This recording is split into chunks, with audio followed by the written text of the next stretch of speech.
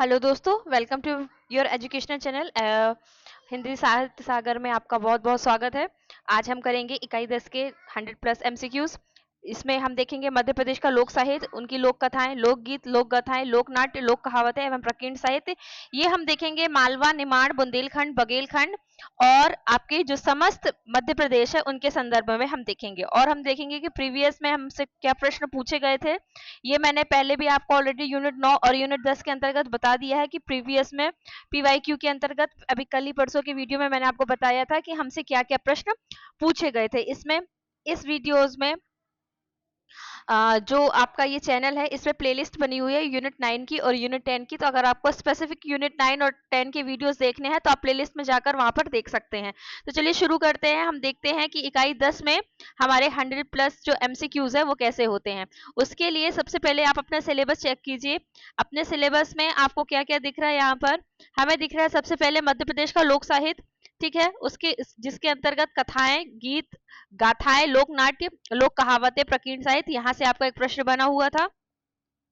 फिर हम देखेंगे मालवा का लोक साहित्य, उनके प्रमुख कवि और रचनाएं, रचनाओं से आपके प्रश्न आया हुआ था। निमाड़ का लोक साहित्य देखेंगे, लोक साहित्य के अंतर्गत जो वहां के लोक नाट्य है वहां से प्रश्न आपका आया हुआ था। फिर प्रमुख कवि और रचनाएं। फिर बुंदेलखंड में हम देखेंगे बुंदेलखंड और बघेलखंड से आपको जो वहां की प्रकीर्ण साहित्य है वहां से आपको प्रश्न आया था। पीवाईक्यू में हमने पहले भी आपको बता दिया था। लोक कलाओं के संरक्षण में जो शासकीय संस्थाओं की भूमिका है, तो जो शासकीय संस्थाएं हैं उनसे प्रश्न बना हुआ था। दो प्रश्न बने थे और एक पड़ा था जो एक शासकीय संस्थाओं में कि उनसे प्रकाशित होने वाली पत्रिका के बारे में आपसे पूछा गया था। तो इस तरह से आपके 2022 में प्रश्न बने थे। चलिए अब शुरू करते हैं हम अपना पहला टॉपिक जो इसमें हमारा है मध्य प्रदेश का लोक साहित्य। इसमें हम समग्र रूप से मालवा, निमाड़, बुंदेलखंड और बघेलखंड को एक साथ करके देखेंगे। तो इसमें हमारा जो पहला टॉपिक आता है वो है लोक साहित्य।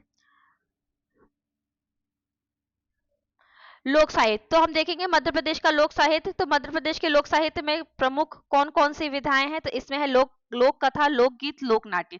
ठीक है, ये तो ऑब्वियस सा क्वेश्चन था, ये तो आपको बन ही जाएगा। दूसरा हम देखते हैं कि जो आपका लोक साहित्य है उसका प्रमुख उद्देश्य क्या होता है। लोक साहित्य का जो प्रमुख उद्देश्य हम देखते हैं वो क्या होता है। तो वो होता है समाज को नैतिक, सामाजिक और आर्थिक शिक्षा देना। ठीक है, मैं इसको थोड़ा जूम कर देती हूँ ताकि आपको अच्छे से दिखे। आपको प्रश्नों के साथ साथ यहाँ पर उत्तर भी दिखाई दे रहा है। जो ये वाली यूनिट है इसमें तो जिसका पहला टॉपिक है ना लोक साहित्य, ये समग्र रूप से आपका चारों जो मालवा, निमाड़, बुंदेलखंड और बघेलखंड है इससे दिया हुआ है।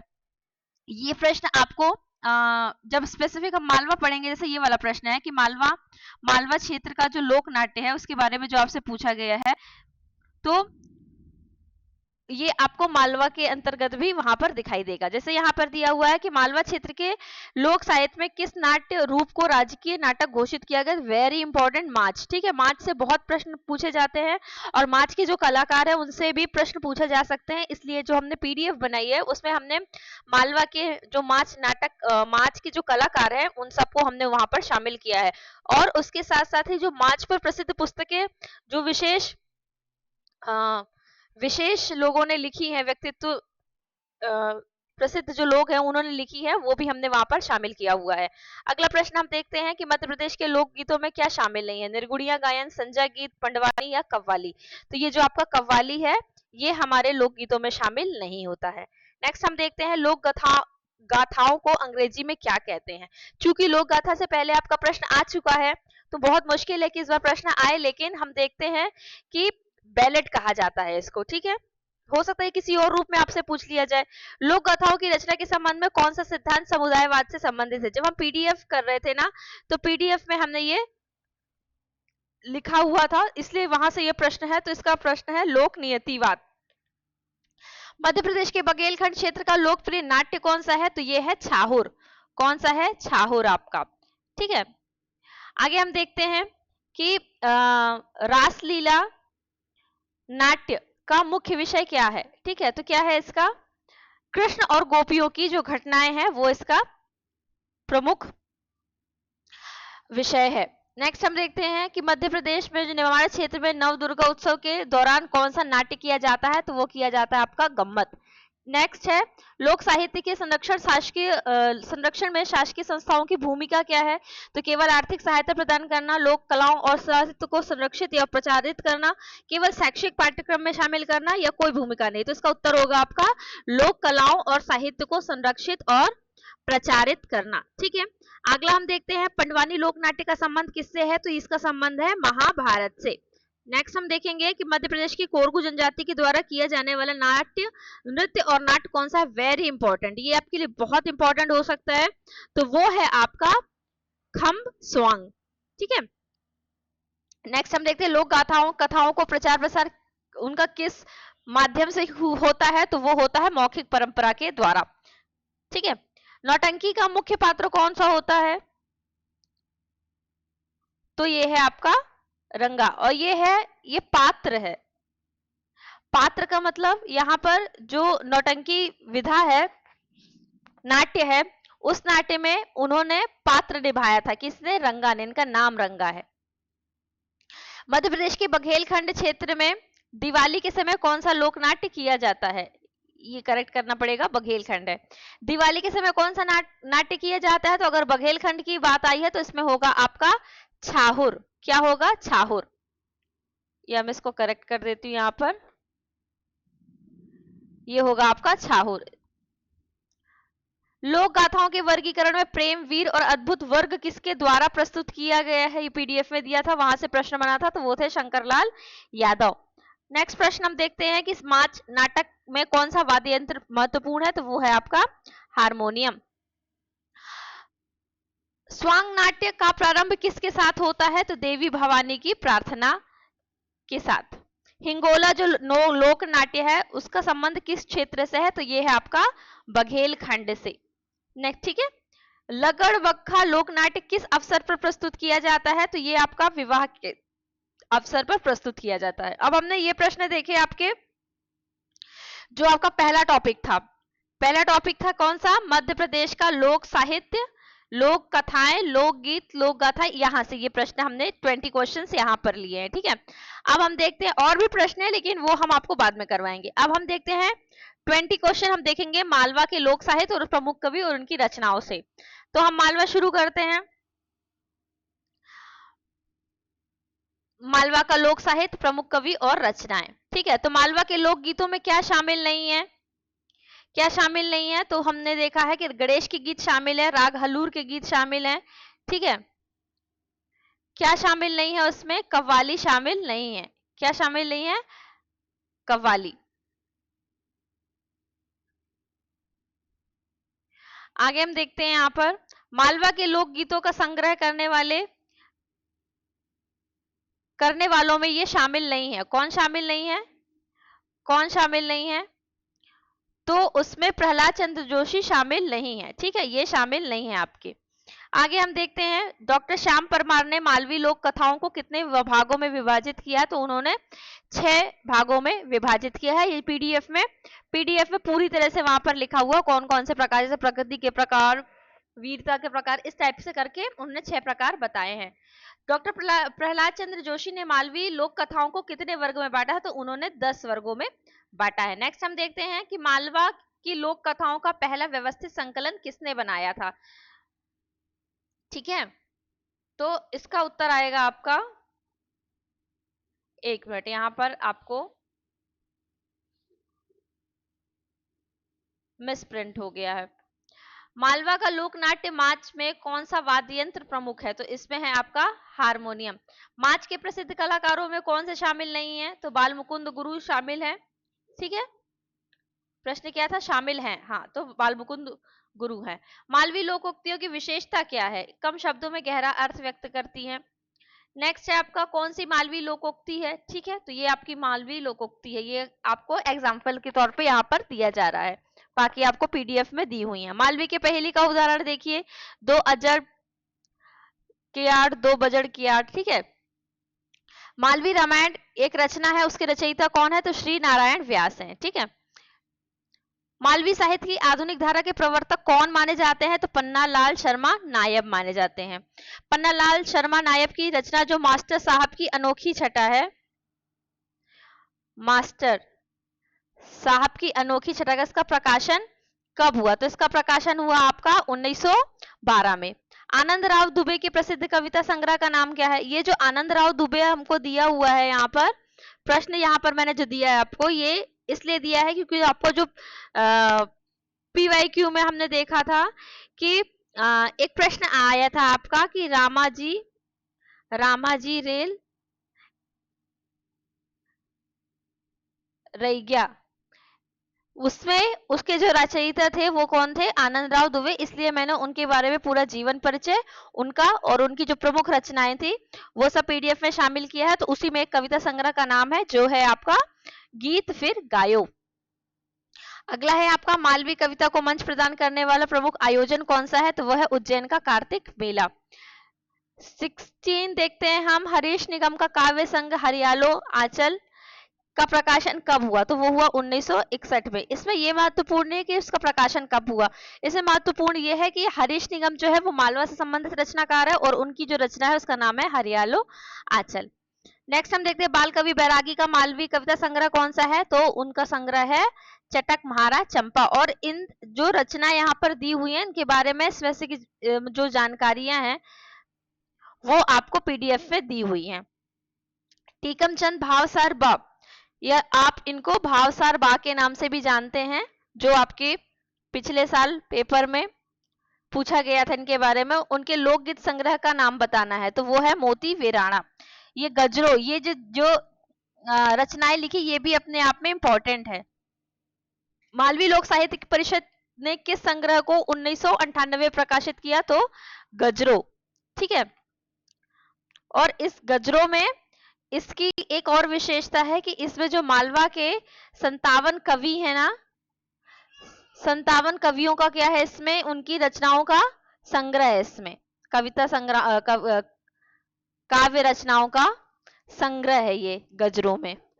तो आपसे इस तरह से प्रश्न पूछा जा सकता है।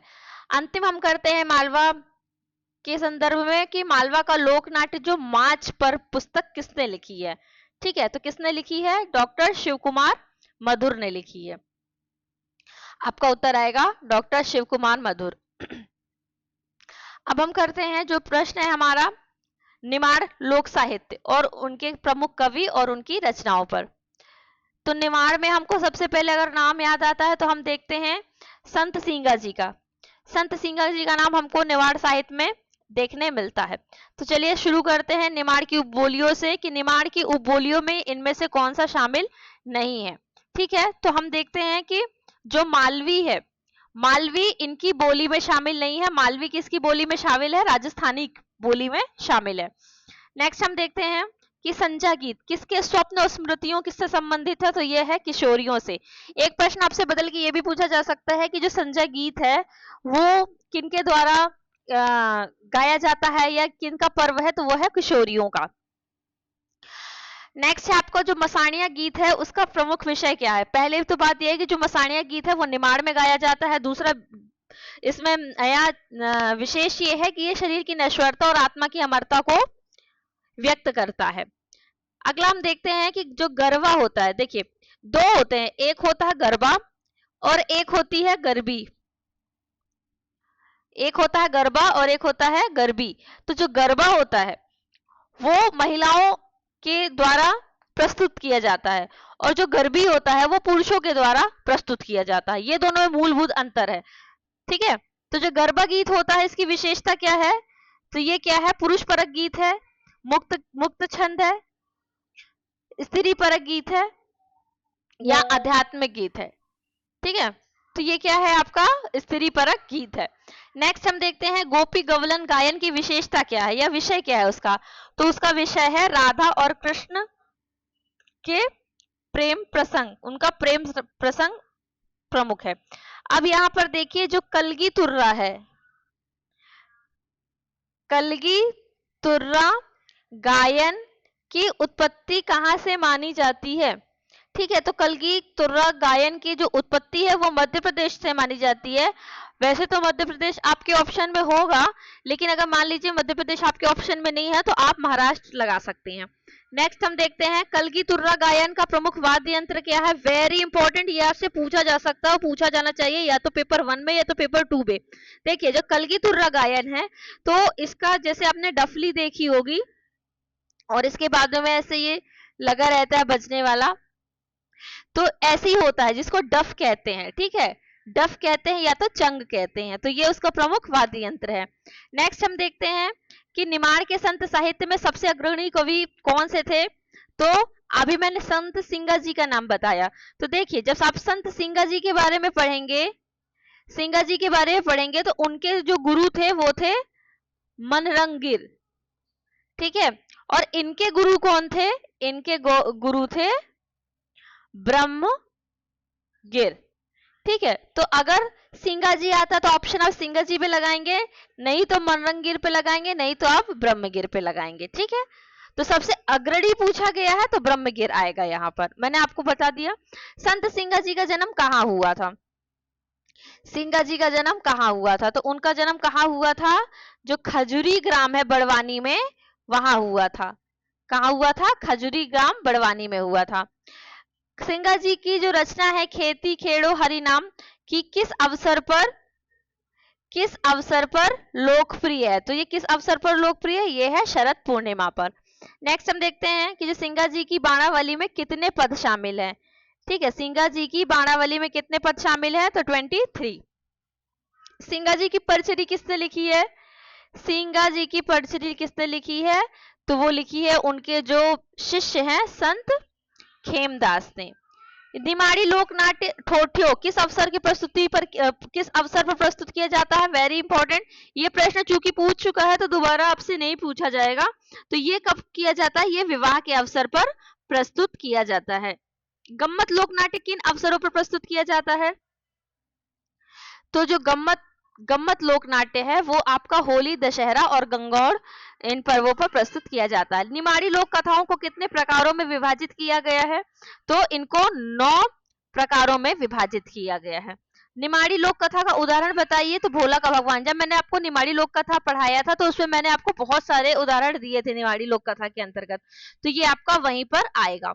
और भी कथाएं थी वहां पर। निमाड़ी लोक गाथा में क्या शामिल नहीं है, तो ठीक है, क्या शामिल है, ये शामिल है, ये शामिल है, ये नहीं है शामिल। ठीक है, ये भी शामिल है, तो पंचतंत्र आपका शामिल नहीं है। निमाड़ी लोकोक्ति का उदाहरण बताइए, ठीक है, तो ये है आपका उदाहरण। ठीक है, नेक्स्ट हम देखते हैं निमाड़ी लोक की पहेलियों को क्या कहा जाता है, तो इनको कवाड़ा या ताड़नाई वार्ता कहा जाता है। ठीक है, क्या कहा जाता है, केवाड़ा या ताड़नाई वार्ता। इंपॉर्टेंट है, आज से पूछा जा सकता है। निमाड़ी चित्रकला में क्या शामिल नहीं है, देखिए मैंने यहाँ पर चित्रकला क्यों शामिल किया, क्योंकि जब लास्ट टाइम आपका एग्जाम हुआ था तो उसमें रेकड़ी वाद्य यंत्र पूछा था, तो अगर वाद्य यंत्र पूछ सकता है तो आपका चित्रकला भी पूछ सकता है, इसलिए यहाँ पर मैंने शामिल किया है, और उसमें आएगा आपका जिरौती। ठीक है, क्या आएगा आपका जिरौती। चलिए ठीक है, अब हम देखते हैं, हमारा 20 प्रश्न हो गए मालवा से। अब हम देखते हैं हमारे अन्य बुंदेलखंड से। बुंदेलखंड से हम देखते हैं कि क्या आ सकता है हमारा। बुंदेलखंड के लोकगीतों में क्या शामिल नहीं है, अभी तक हमने 60 प्रश्न कर लिए हैं। ठीक है, अभी तक हमने 60 प्रश्न कर लिए हैं, अब हमारे बचे हैं 20 और। तो बघेली लोकगीतों में क्या शामिल नहीं है, तो इसमें क्या शामिल नहीं है, गणगौर गीत। ठीक है, बघेली बघेली लोक कथा का अच्छा ये सॉरी, यहाँ पर जो टाइटल है वो बुंदेलखंड का है, लेकिन ये है आपका बघेलखंड। ठीक है, क्या है आपका बघेलखंड के बारे में हम यहाँ पर बात कर रहे हैं। बघेल बघेली जो लोक कथा है उसका उदाहरण क्या है, क्या है उसका उदाहरण है आपका उड़ाऊ पूत कथा। जब मैंने आपको लोक कथा बताया था तो लोक कथा के अंतर्गत मैंने आपको यहाँ पर दिखाया था कि कौन कौन सी उसमें कथा थी, चिरैया मुनैया की कथा, वो सब हमने भी उसमें आपको दिखाया था। ठीक है, नेक्स्ट हम देखते हैं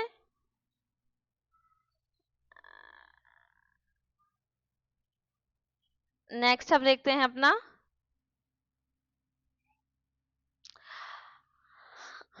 बघेली। हम्म, एक मिनट। बघेली लोक कथा लोक गाथा में शामिल है। देखिए, छाहुर, अगर छाहुर आए तो आप आंख बंद करके उसका संबंध कहां से लगाएंगे? बघेली से। तो जो छाहुर है वो लोक गाथा में शामिल है। ठीक है। परधौनी नृत्य किस अवसर पर किया जाता है? परधौनी, परधौनी नृत्य किस अवसर पर किया जाता है? तो यह विवाह के अवसर पर किया जाता है। कहरा नृत्य किस ताल पर आधारित है? तो यह है कहरवा। ठीक है। बघेली लोकनाट्य में शामिल है ठोठ्यो, नौटंकी, गम्मत या पाती स्वांग? तो इसका आपका उत्तर आएगा नौटंकी। बघेली भाषा नाम, बघेली भाषा का नामकरण किसके आधार पर हुआ? तो यह बघेल राजपूतों के आधार पर हुआ है। बघेली भाषा का स्वरूप कितने कालखंडों में विभाजित है? तो ये 3 कालखंडों में विभाजित है। ठीक है। एक तो आदिकाल, एक मध्यकाल और एक आधुनिक काल। ठीक है। इन 3 कालों में विभाजित है। बघेली काव्य की शुरुआत किस कवि से मानी जाती है? तो Haridas. Very important question and answer. Bagheli haiku के रचनाकार कौन है? तो ये है आदित्य प्रताप सिंह। रसखीर बघेली काव्य कृति किसकी है? तो ये जो प्रश्न अब आपके आ रहे हैं, तो ये इस उद्देश्य से आ रहे हैं कि ये जो रचनाकार है ना, इनसे आ रहे हैं कि देखिए अनूप अशेष ये बघेली के कलाकार हैं ना, सॉरी रचनाकार है। कालिका प्रसाद त्रिपाठी ये इस संदर्भ में, यहाँ पर कृति इतनी इंपॉर्टेंट नहीं है जितने इंपॉर्टेंट है आपके ये व्यक्तित्व। बैजू ये आपसे पूछा गया था एग्जाम में। बघेली शब्दकोश के रचनाकार कौन है? तो ये हैं आपके जो सूर्यभान, नहीं सूर्यभान वो व्याकरण, व्याकरण के हैं सूर्यभान। ये हैं आपके श्रीनिवास शुक्ल सरस। ठीक है, वो भी आएगा आपको प्रश्न एक। बघेली व्याकरण के रचनाकार कौन है? तो वो है सूर्यभान सिंह। ठीक है। नेक्स्ट हम देखते हैं बघेली भाषा और साहित्य। Very important.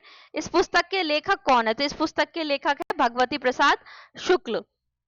बघेली कहानी संग्रह सिंदूर का बोझ किसके द्वारा लिखा गया? तो ये रश्मि, ये भी इसी संदर्भ में आया है कि आपको बघेली साहित्य के कलाकारों का नाम, रचनाकारों का नाम पता चले। नेक्स्ट हम देखते हैं कि चंदन और चमेली कहानी संग्रह के रचनाकार कौन है? राम नरेश सिंह। कौन है? राम नरेश सिंह। ठीक है, राम नरेश सिंह। बघेली नाटक जो छाहूर है उसके लेखक कौन है? तो योगेश त्रिपाठी। ठीक है। खारे जल का गांव उपन्यास इंपॉर्टेंट, उपन्यास के संदर्भ में इंपॉर्टेंट है, भगवती प्रसाद शुक्ल का उपन्यास है। टेसू केर फूल बघेली स्मारिका का संपादन किसने किया? तो ये किया आपके श्रीनिवास शुक्ल सरस ने किया। अब हमारे 80 प्रश्न हो चुके हैं। अब हम लास्ट देखते हैं हमारा बुंदेलखंड। ठीक है। तो बुंदेलखंड में हम देखते हैं कि जो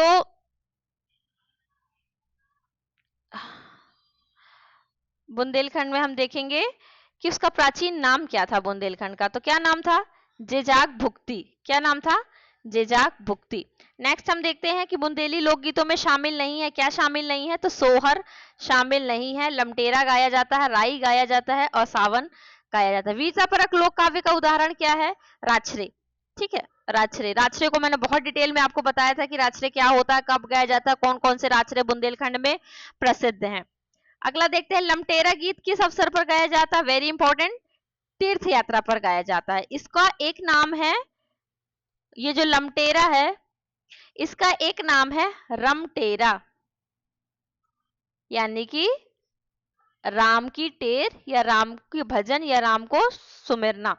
राय गीत को किसके गीत के रूप में भी जाना जाता है? तो ये है आपका कोयलिया, क्योंकि ये कोयल की कूक से शुरू होती है। प्रश्न कर रहा है कि कोयल की कूक से शुरू होने वाला कौन सा लोकगीत है या नृत्य है? तो वो है राई। कारस देव की जो गाथा है उसका आधार क्या है? तो वो है चारागाही संस्कृति। जब हमने गाथा पढ़ा था बुंदेलखंड का तो हम बहुत डिटेल में पढ़ा था। यहां दिया है कि धर्मा सांवरी, ये क्या है? धर्मा सांवरी गाथा का मुख्य विषय क्या है? तो ये है आपका दाम्पत्य जीवन। अगला हम देखते हैं आल्हखंड के रचयिता कौन है, तो ये हैं आपके जगनिक। ठीक है, परमाल, रासो भी कहा जाता है इनको। ठीक है, इनका है जगनिक का। आल्हखंड में कितनी लड़ाइयों का वर्णन है, तो वो है आपकी 52। बुंदेली स्वांग की प्रमुख विशेषताएं क्या है, तो ये जो स्वांग होता है ये अभिनय प्रधान होता है। एक है काडरा नृत्य का विकास कब हुआ, तो इसमें इंपॉर्टेंट ये है काडरा नृत्य। ठीक है, राम लीला में कौन से पात्रों के लिए मुखौटों का प्रयोग होता है, रावण और हनुमान। चैत्र शुक्ल की द्वितीया नहीं है ये है तृतीया। तृतीया को कौन सा व्रत मनाया जाता है, गणगौर, गणगौर बनाया जाता है।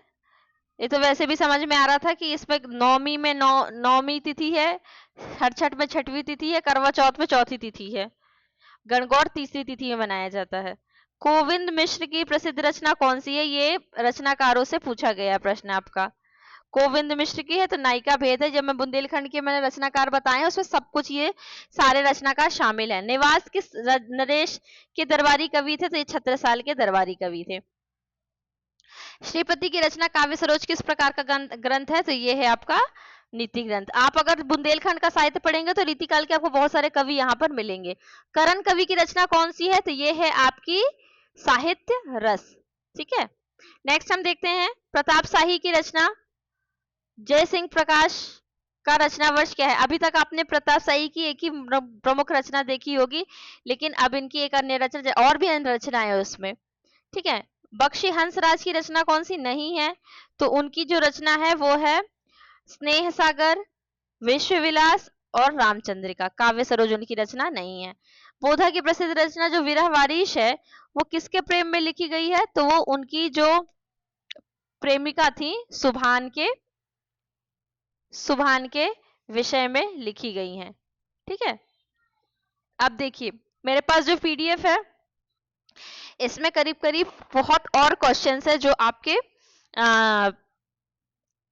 सिलेबस से रिलेटेड है, लेकिन अभी 100+ हमने बोला था क्वेश्चन करने के लिए, तो अब हम ये वाला प्रश्न करके इसको खत्म कर देते हैं। बाकी अगर आपको पीडीएफ की रिक्वायरमेंट हो तो आप हमें बता सकते हैं। 21 है ठाकुर बुंदेलखंडी का जन्म कहाँ हुआ, तो ये है ओरछा में। प्रश्न अभी और भी हैं, बहुत सारे प्रश्न है, लेकिन उसके लिए अभी फिलहाल तो समय नहीं है क्योंकि समय आपका हो चुका है और आपके 100+ क्वेश्चंस हो चुके हैं। तो अभी इसको हम कंप्लीट करते हैं अगले वीडियो में। तब तक के लिए